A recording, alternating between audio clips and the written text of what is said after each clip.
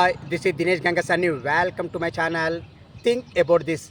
ఇటీవల మరణించినటువంటి టాటా గ్రూప్ దిగ్గజం అయినటువంటి రతన్ టాటా తన ఆస్తిలో సింహ భాగాన్ని దాతృత్వానికి కేటాయించి మరొక్కసారి మానవత్వాన్ని చాటుకున్నారండి.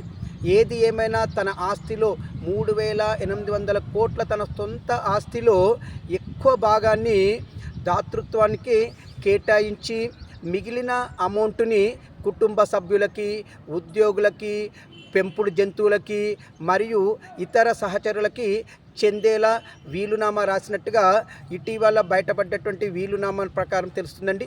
ఏది ఏమైనా మంచి దాతృత్వ ఉదయం కలిగినటువంటి రతన్ టాటా మరొక్కసారి తన మానవత్వాన్ని చాటుకున్నారని చెప్పేసి అతని వీలునామా ద్వారా తెలుస్తుంది.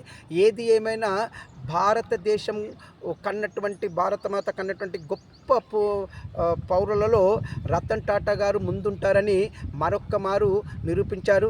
ఏది ఏమైనా రతన్ టాటా తీసుకున్న ఈ నిర్ణయాన్ని నేను ఎంతగానో అభినందిస్తున్నాను. మరి మీ అభిప్రాయాన్ని నాకు కామెంట్ రూపంలో తెలియజేయండి. ఇట్లు దినేష్ గంగ.